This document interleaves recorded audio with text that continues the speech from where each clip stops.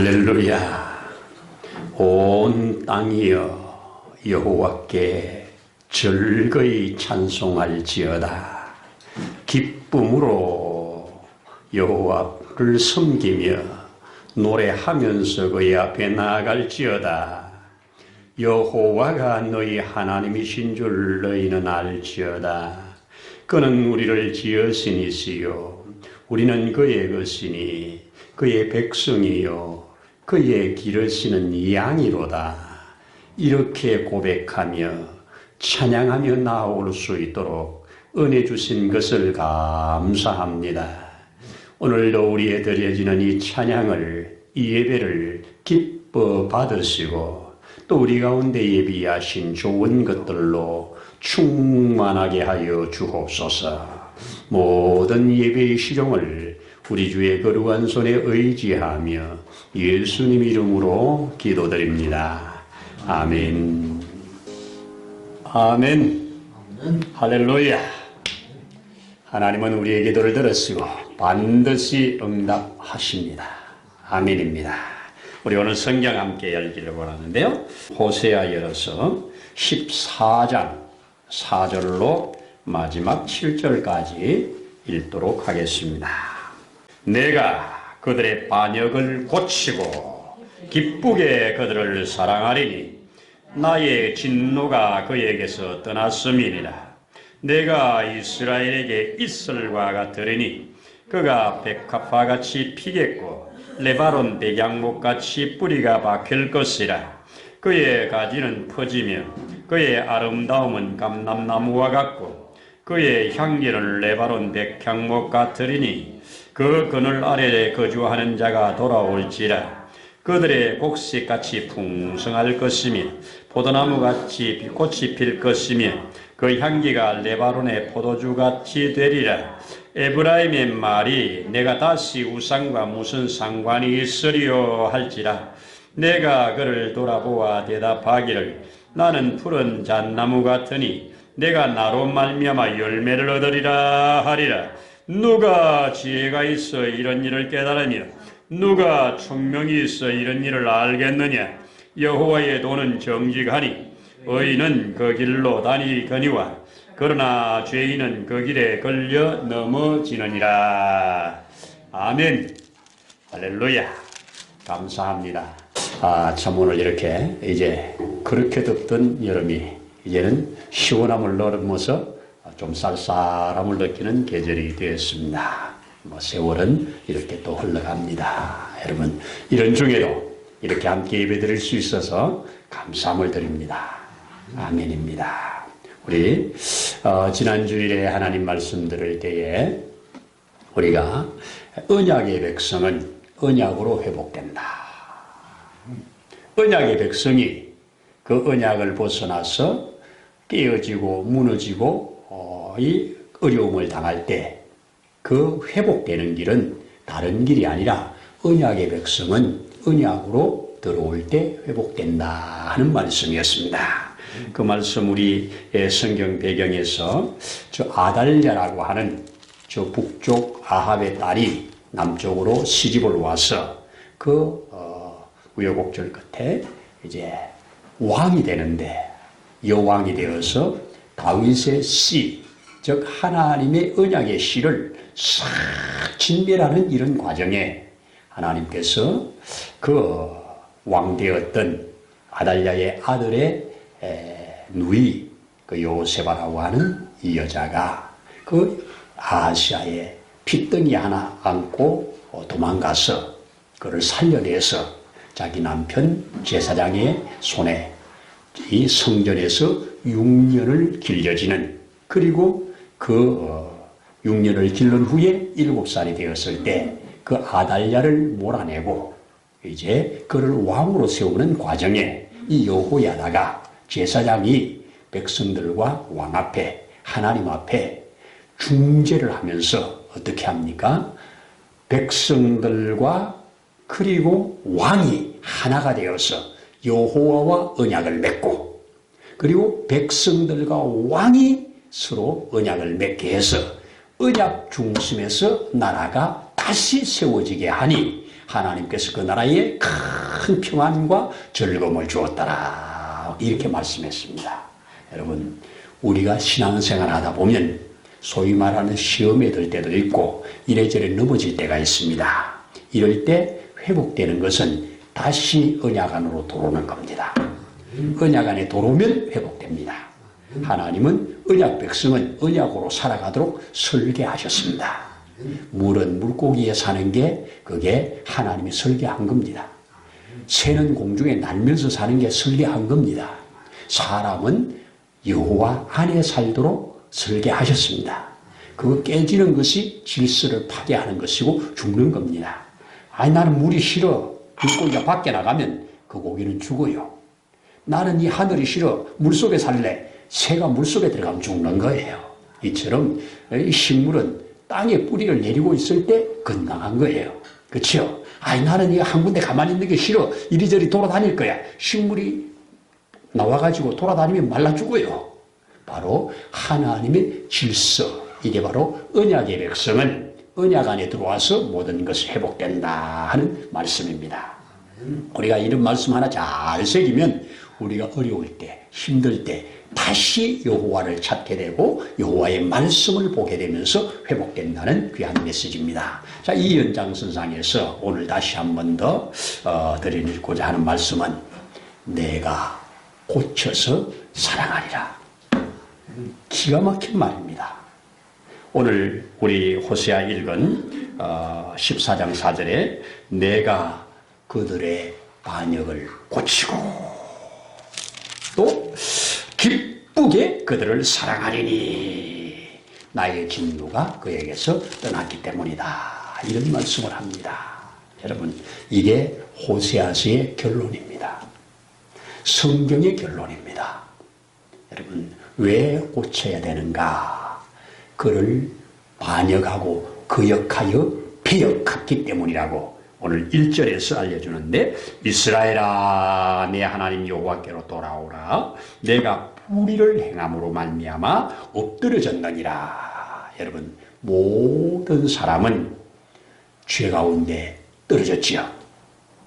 그래서 로마서 3장에 모든 사람은 죄인이다. 의인은 없나니 하나도 없다. 이렇게 말씀하지요.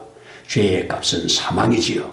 이 죄 가운데 얽혀서 그 죄의 쇠사슬에 묶여서 끌려가는 인생, 그 죄의 쇠사슬을 끊어야만 우리가 해방을 받을 수 있는데 이 패역한 이들을 그 어떤 것도 해방시켜 줄 수 없는데 놓아줄 수 없는데 여호와께서 그 우리를 사랑하신다는 겁니다. 고쳐서 사랑하겠다는 겁니다. 이에 저와 여러분들에게 주신 기가 막힌 말씀 아닙니까? 우리가 호세아 하면 이 호세아 하는 말이 이 여호수아라는 말과 똑같이 말입니다. 이 말이 신약에 와서 예수와 똑같은 말입니다. 그래서 호세아나 여호수아나 예수 이거는 구원입니다. 구원. 그래서 구원 호세아 하나님이 구원하신다. 여호수아 여호와가 구원하신다. 이런 말이거든요. 예수 그는 구원자라 이렇게 말하지 않습니까? 그러니 호세아를 통해서 말씀한 것도 역시 그 백성에게 주어진 하나님 말씀입니다.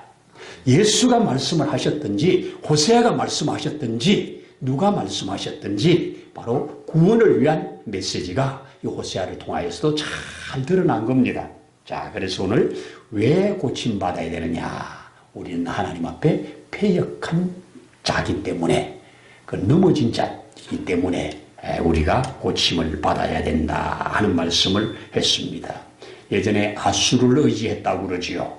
예전에 말을 의지했다고 그러죠. 힘을 의지했다고 그러죠. 그런데 이제는 여호와께 돌아와서 그런 거 다 뒤로 한다는 고백을 2절에서 하고 있습니다. 자, 그러면 어떻게 고칠 건가? 내가 너희를 어떻게 고칠 건가? 오늘 뒤에 5절 이후에 보면 내가 그들을 사랑하는데 내가 이스라엘에게 이슬과 같으리니 이슬 같은 같이 저들에게 내려서 저들을 고친다는 겁니다.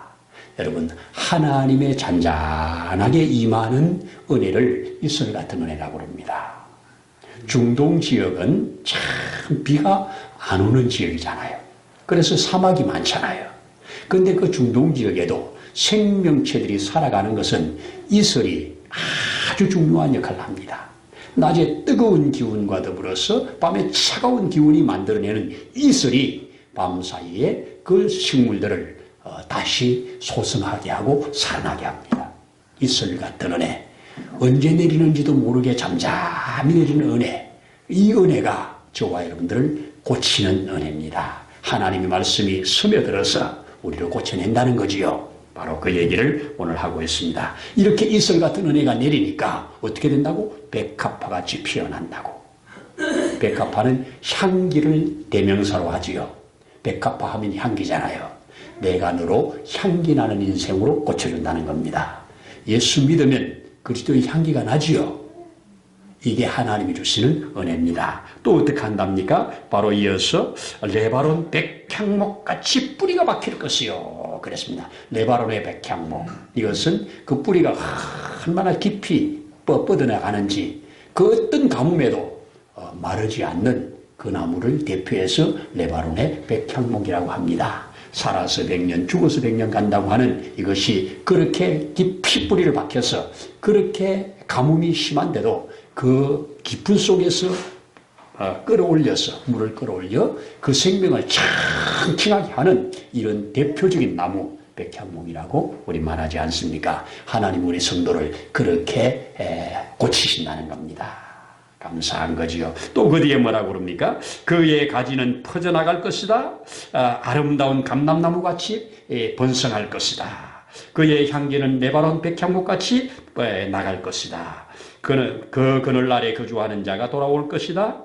그들은 곡식같이 풍성할 것이다. 포도나무 꽃이 필 것이다. 그 향기는 레바논의 포도주같이 피어날 것이다.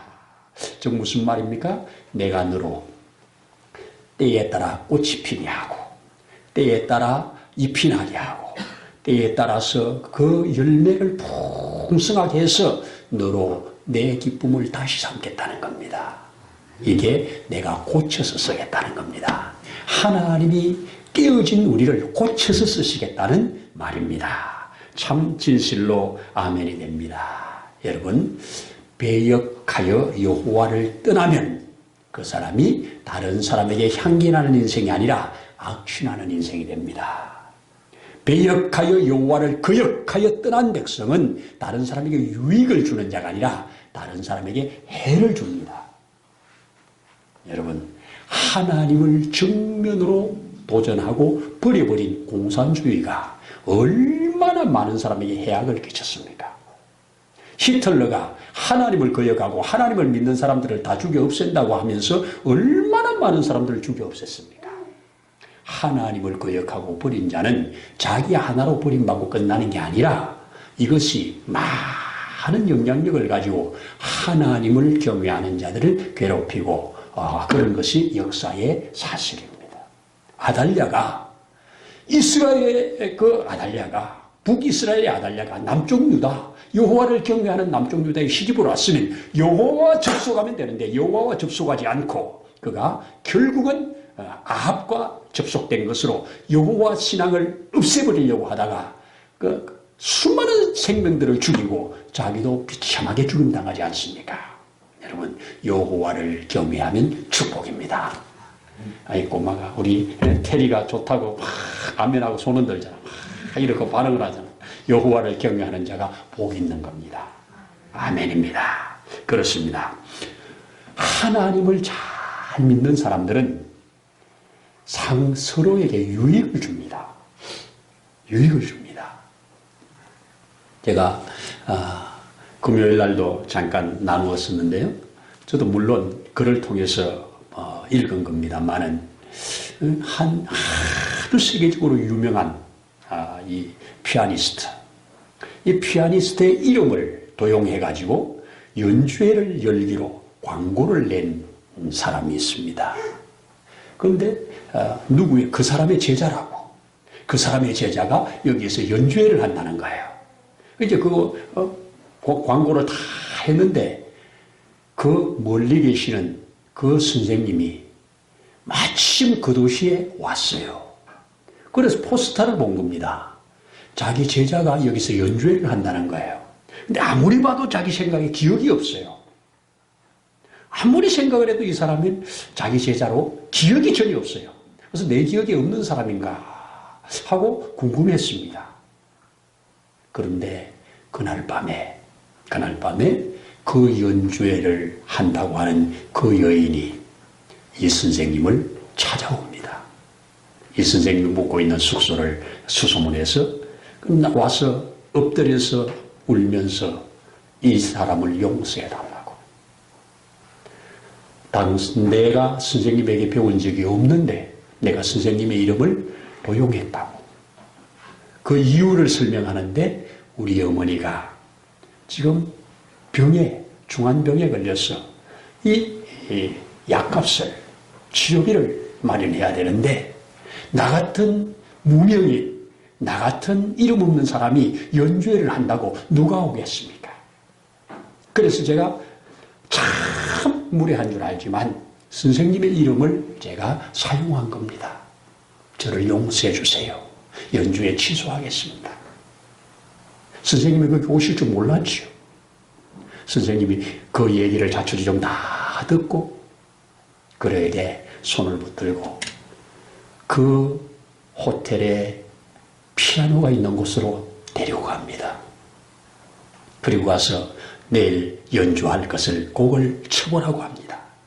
연주회를 자기가 나름대로 합니다. 그리고 선생님이 몇 곳을 지적해 줍니다. 다시 해보라고 합니다.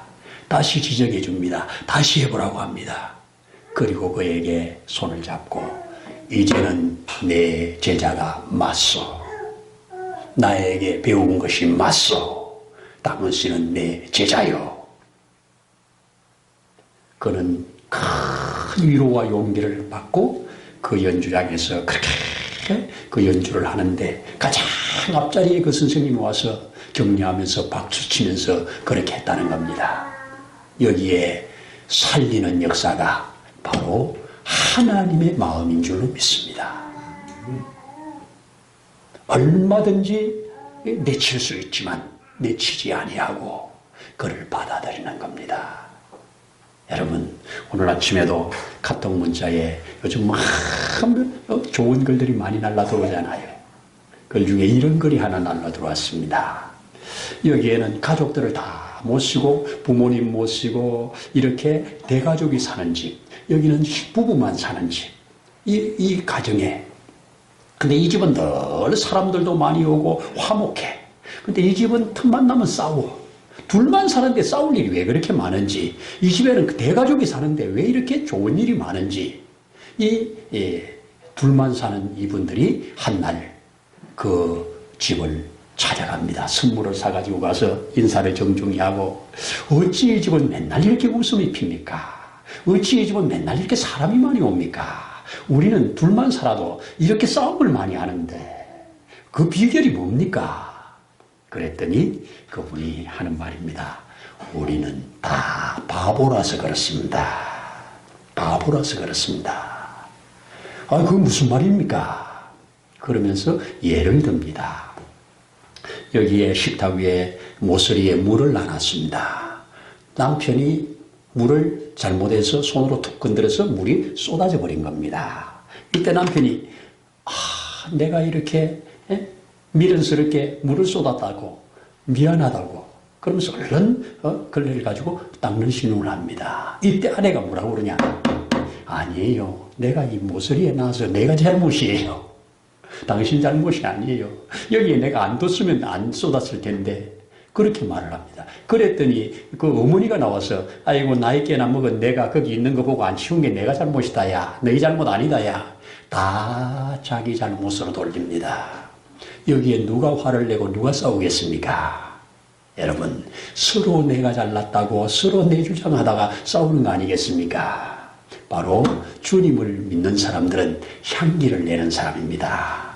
주님을 믿는 사람들은 바로 주님께로부터 고침받은 사람들은 이러한 자라고 오늘 성경은 우리에게 증거를 하는 겁니다. 내가 너를 고치리라. 여러분, 우리 이 배경 잘 알지 않습니까? 호세아가 이 창녀를 데려다가 결혼하지 않습니까? 하나님이 명령 아니에요. 저 아래 동네 창녀와 결혼하라고 명령받았지 않습니까? 그 창녀가 이 선지자한테 시집으로 왔으면 이제는 옛것은 벗고 새 것으로 살면 되는데 옛것을 못 벗어버리고 다시 창녀 일을 하지 않습니까? 그리고 결국은 아이를 셋이나 낳았는데도 집을 나가버리지 않습니까?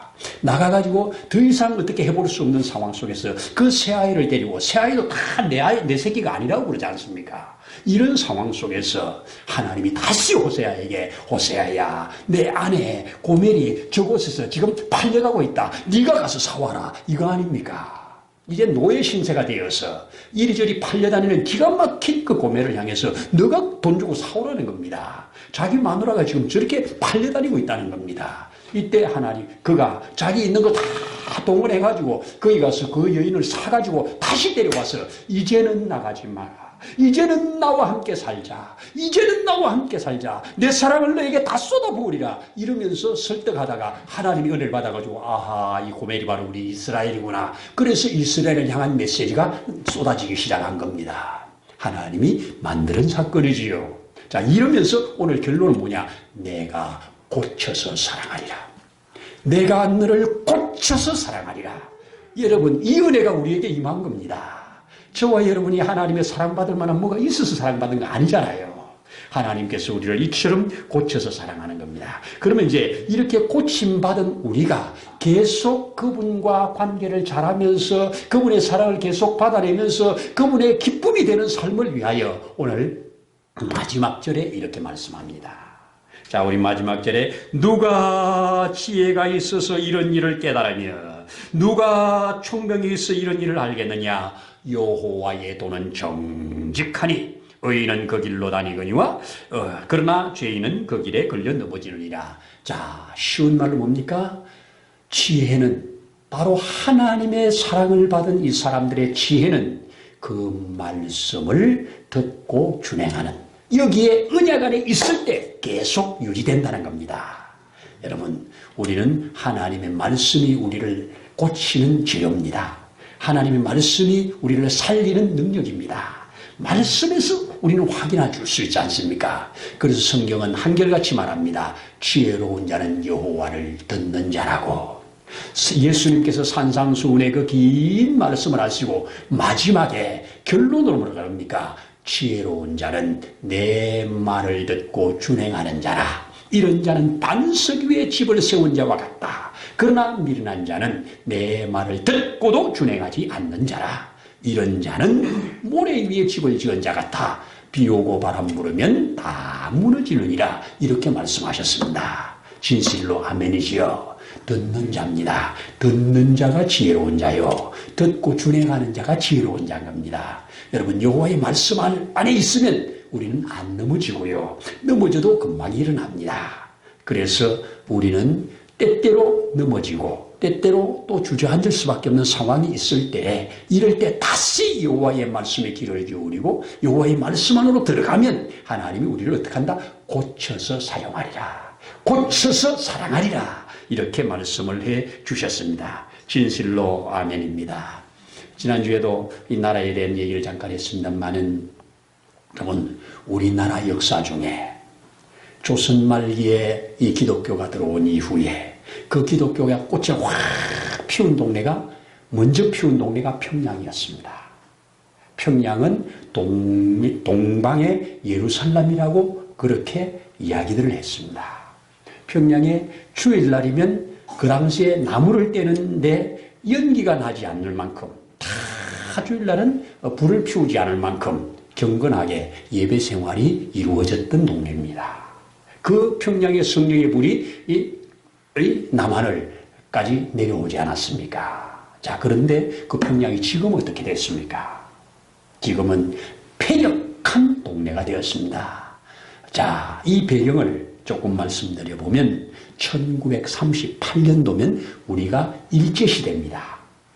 1938년도에 일본은 우리 대한민국 이 조선 사람들의 이 사상을 그리고 저들의 사고를 다 무너뜨리려고 창씨개명을 하고 말을 쓰지 못하게 하고 글을 쓰지 못하게 하고 이름도 바꾸고 이런 일을 했지 않습니까? 그러면서 우리의 이 사상을 바꾸려고 신사참배를 하게 했지 않습니까? 신사참배를 하게 했습니다.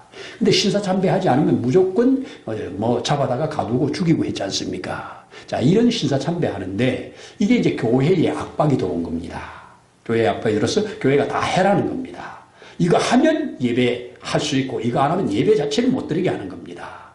이렇게 해서 할 수 없이 교회가 살아남기 위해서 우리도 신사참배하자 하는 쪽으로 이제 여론이 모아지면서 결국 1938년 9월 달 대한예수장로회 총회에서 신사참배는 국민의례니 모든 사람들은 다 신사참배하라 하는 것을 이렇게 법으로 선포를 했습니다. 여러분, 법으로 선포하면 무서운 겁니다. 우리나라도 이 법으로 선포되면 무서운 겁니다. 그래서 우리는 악법을 막으려고 하는 겁니다. 악법이 선포되고 나면 법에 따라서 그냥 집행이 되는 거예요. 그렇잖아요. 잠시 있는 법이지만 교회에서 예배드리면 잡아간다. 이 잠시 있는 법인데도 많은 사람이 고통을 받았잖아요. 그렇습니다. 그래서 악법은 만들어지지 않게 해야 되고 선포되지 않게 해야 돼요. 그렇습니다. 그런데 이 법이 대한예수장로회 총회에서 합법으로 정해져 버렸습니다. 그러니까 이제 모든 교회는, 모든 성도들은 자유롭게 할 수 있잖아요. 그런데 이거는 신앙이 아니다. 이거는 하나님 앞에 우상숭배다. 이런 신앙을 가지고 있는 사람들은, 거기에 동조하지 않은 사람들은 이걸 안 했습니다. 안 한 사람들은 일본 사람들이 다 잡아다가 이제 죽이고 감옥에 가두고 해서 수많은 사람들이 감옥에 갔지 않습니까? 자, 그랬는데 그 38년도에 그 일이 9월 달에 있었는데 딱 10년 후에 1948년 9월 9일 날 그 자리에서, 거기에는 이제 교회당을 다 무너뜨려 버렸죠. 그 자리에 김일성이 자기의 궁을 짓고 거기에다가 동상을 세우고 하는 조선인민민주주의 공화국이 9월 9일 날 거기서 창단이 되었습니다. 딱 10년 후에. 그리고 지금 그 자리에 신사참배 하겠다고 하는 가게랑 그 자리에 교회는 흔적도 없고 김정일 두 사람이 높이 금동상을 하고 서 있어서 온 북한 사람들은 정기적으로 거기 가서 참배를 해야 합니다. 있는 곳에서 다 그를 참배합니다. 그를 태양신이라고 그럽니다. 우리의 어버이 아버지라고 그럽니다. 하나님 자리에 그대로 앉아서 경배하고 있습니다. 그렇죠? 그렇습니다. 그 결과 어떻게 됐습니까? 하나님 버리고 교회 파괴시키고 자기가 하나님 자리에 앉은 북한, 오늘 실상이 어떻습니까? 76년 지나는 동안에 너무너무 차이가 나지요. 북한이 배격한 그 복음의 물결이 남한으로 넘어왔지 않습니까? 남한으로 넘어와서 남한에는 그 어려운 가운데서도, 그 6.25 가운데서도 믿음으로 얼마나 많은 사람들이 기도하면서 일어났습니까? 그러면서 지금 전 세계에, 특별히 동남아에, 이 아시아에 선교를 맡고 있는 이 나라가 되었지 않았습니까? 그리고 하나님은 이 나라를 정말 우리가 알지 못하는 가운데 얼마나 높여주셨습니까? 세계를 다녀보면 우리 위상이 얼마나 높아졌는지 알지 않습니까? 바로 하나님을 경외하는 자, 하나님을 가까이 하는 자는 하나님이 복을 주신다고 하는 것은 확실한 증거입니다. 하나님은 고쳐서 사용한다는 이 말씀을 저는 준비하면서, 이 말씀을 묵상하면서, 주님, 이제 북한도 고쳐서 좀 사용해 주세요. 이제 북한도 좀 고쳐서 사용해 주세요. 지금까지 저렇게 오랫동안 폐역한 가운데 있는데 하나님 고쳐서 사용한다는 이 말이 오늘날 우리 북한을 통해서 좀 이루어지게 해주세요. 이게 고멜과 같은 저 북한, 여기를 하나님이 다시 한 번 더 해줘야 되는데, 그러려면 저기에 성령의 바람이 들어가셔야 되지요. 말씀의 운동이 다시 들어가야 되지요. 저는 그것을 기대하고 바라봅니다. 아직 소망이 없지는 않습니다. 하나님께서 어떻게 역사하실지 저는 기대를 합니다. 하나님, 고쳐서 사용하시는 하나님, 우리로 곳곳에서 경험하게 해주세요. 나를 고쳐서 사용하신 주님, 또 나를 통해서 또 다른 사람을 고쳐서 사용하시는 이 놀라운 은혜를 우리가 함께 받으면서 갈 수 있기를 소원합니다. 하나님의 말씀은 그때도 살아있고 지금도 살아있습니다.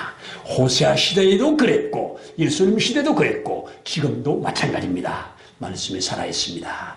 우리 대한민국에서 정말 유례없이 지금까지 하지 않았던 일을 남자와 남자가 둘이 동거를 하는데 의료보험을 하나로 묶어주는 것을 이 부분에서 그걸 재판을 가하다고 해줬지 않습니까? 이렇게 되면 이제 법이 그렇게 만들어버리면 그걸 인정해 줘야 돼요. 인정해 줘야 돼요. 이게 시작입니다. 이렇게 되면 이제 동성끼리도 가족이 되고 저 지금 앞서간 나라처럼 엄마 아빠라는 말을 쓰지 못하고 제1부모 제2부모라고 하는 말을 써야 되는 기가 막힌 시대가 온다면 우리 어떡하겠습니까? 남자가 남자와 결혼하고 여자가 여자와 결혼하는 것을 우리가 그대로 눈 뜨고 다 받아들여야 되겠습니까? 이게 성경 아니잖아요. 아닌 건 아니어야 돼요. 세상이 미쳐 돌아가는데 우리가 같이 미치면 안 되잖아요. 그래서 이건 아니다고 한국교회가 아직은 아니다고 하면서 소리를 지르려고 지금 다음 주일날 광화문에서 모이는 겁니다. 우리 전국 교회가 각 모든 총회가 다 함께하기로 가결을 하고 여기에 동참하기로 한 것 여러분들 아실 겁니다. 여러분 이 나라가 저는 마지막 보루라고 생각합니다. 이 나라가 하나님의 말씀을 지켜내는 마지막 보루 돼야 됩니다. 선진국들이 다 무너졌지 않습니까? 끝까지 지켜낼 수 있는 말씀으로 돌아가는 아무리 세상이 뭐라고 해도 여호와의 말씀으로 돌아가는 저와 여러분 돼야 됩니다. 그렇다고 말씀으로 들어가면 하나님은 고쳐서 쓰실 것입니다. 이것이 성경이 우리에게 주는 확실한 진리입니다. 이 진리 위에 우리 든든히 서십시다. 아멘, 아멘입니다. 기도하겠습니다. 하나님 아버지 감사합니다. 패역한 백성을 폐기 처리하지 아니하시고 다시 사랑하셔서 다시 모든 것으로 덮으시고 은혜를 주셔서 고치셔서 사용하시고 사랑하시는 이 하나님의 놀라운 능력 다시 한번 감사하며 찬양을 드립니다. 우리 대한민국, 우리 한국교회 주님 참 무너진 것도 많고 깨어진 것도 많고 연약한 것도 많습니다. 하나님의 능력으로 다시 붙드시고 회복시키시고 고치셔서 하나님 주님 오시는 날까지 주의 사랑받은 자로 강건하여 모든 것들을 고쳐나가는 하나님의 나라를 이 땅에 세워가는 우리 한국교회가 되기를 원합니다. 또 우리 자신들이 되기를 원합니다. 성령님 주장하시고 도와주옵소서. 예수님 이름으로 기도드립니다. 아멘. 할렐루야. 감사합니다. 우리 교회 소식 한두 가지 보겠습니다. 오늘 10월 20일인데요. 다음 주일날 말씀드린 것처럼 오전 예배는 여기서 드리고 간단하게 식사를 하고 우리 시청 광화문 일대에 우리 한국교회 전체가 모여서 악법 저지를 위한 거룩한 나라로 세워지기 위한 집회를 계획하고 있습니다. 가능한 모두가 함께 참석해서 진리 위에 우리나라가 다시 설 수 있는 이 한국의 영적 풍토가 바뀌어지는 그런 계기가 되기를 원하면서 함께 해주시면 고맙겠고요. 그리고 이제 11월 첫 주일이 우리 추수감사 예배로 드리도록 하겠습니다. 첫 주일 추수감사 예배 드리고요. 그 감사 예배 드린 그 다음 날 월요일 날 우리 지방회가 속해 있는 지방회를 저희 교회에서 모이게 됩니다. 11월 4일 날 모이게 됩니다. 그리고 11월 1일 이제 1일은 금요일부터 1일인데요. 다니엘 기도회를 오늘 원래도 참여하도록 하겠습니다. 11월 1일부터 21일간 교회에서는 매일 8시부터 10시까지 다니엘 기도회 교회에 참석하지 못하는 분들은 핸드폰이나 혹은 집에서 TV나 이렇게 연결을 해서 함께 다 참여하면 하나님이 또 예비한 놀라운 복으로 함께 하실 줄로 믿습니다. 해마다 다니엘 기도를 통해서 주시는 은혜가 참 크고 놀라운데요. 이번에도 다 그 은혜 안에 들어갈 수 있기를 원합니다. 감사합니다. 이 시간에는 우리 드려진 헌금 하나님 앞에 공헌하는 시간 갖도록 하겠습니다. 찬송은 52장입니다.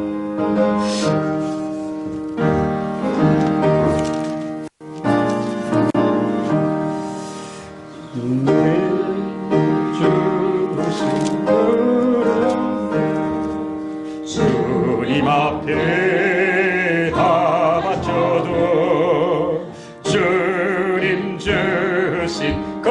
사랑에 부족한 것뿐입니다. 구원하신 나의 주님 크신 은혜 생각하면 주께 힘써 바치겠네. 아까울 것 무엇이랴. 아멘. 할렐루야. 감사합니다. 나의 힘이 되신 여호와, 내가 주를 사랑합니다. 이 고백과 함께 우리의 믿음을 이 예물에 담아 드릴 수 있도록 은혜 주신 것을 감사합니다. 나를 사랑하는 자가 나의 사랑을 입을 것이라 하신 주님, 이 예물을 드리는 모든 손길 하나님 흠양하시고 이 속에 들어있는 믿음 따라 하나님 이것이 씨앗되게 하셔서 더 크고 많은 놀라운 열매들이 있는 예물 되도록 기름 부어 축복해 주옵소서.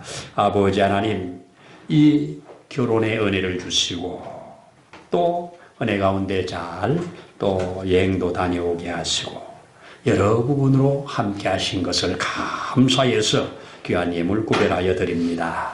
하나님 흠양하시고 이제 세워진 가정이 여호와의 복이 흐르는, 그래서 그 복이 다른 데로 흘러나가는, 그래서 하나님의 영광이 되어지는 가정이 되도록 축복해 주옵소서. 감사하는 마음 갖기를 소원했습니다. 범사에 감사함으로 감사의 열매가 더 풍성해지도록 역사해 주옵소서. 아버지 하나님, 그 외에도 또 이 모양 저 모양 주일헌금을 구별하고 감사 예물을 구별했습니다. 하나님, 늘 감사가 그 속에 마르지 않고 매 순간순간이 주님의 은혜 안에서 강건하고 또 주의 복이 흐르는 삶이 되게 하셔서 하나님 앞에 증거 있는 삶이 되도록 축복하옵소서. 이 예물이 사용되는 곳에도 하나님의 함께 하시면 놀라운 역사들이 있기를 원합니다. 주님 받으시고 큰 증거로 역사해 주옵소서. 예수님 이름으로 축복하며 기도하옵나이다. 아멘. 감사합니다. 예. 우리 집 아이가 신혼여행 중 잘 갔다가 잘 돌아왔습니다. 이제 가정으로 출발하고 저희 교회에서 지금 첫 예배를 드리게 됐네요. 감사합니다. 앞으로 주께서 예비한 모든 것으로 함께 하실 줄로 믿습니다. 우리 다 같이 일어나셔서 주님 가르쳐 주신 기도로 예배를 마치도록 하겠습니다.